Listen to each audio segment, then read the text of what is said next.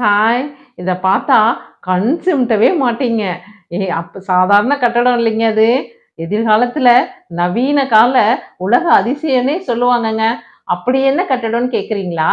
இது அமெரிக்காவுல லாஸ் வேகாஸ்ல இருக்கக்கூடிய த ஸ்பேர் பில்டிங் தாங்க அது.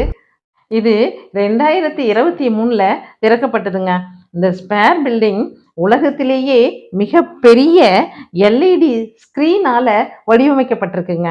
அது மட்டும் இல்லாம, இந்த கட்டடம் உலக உருண்டை போலவும், நம்ம கண்ணை போலவும், நம்ம ஃபேஸ போலவும் காட்சியளிக்குங்க. அது நேச்சுரலா லைவா இருக்கும். இது வெறும் அலங்கார கட்டடம் மட்டும் இல்லைங்க.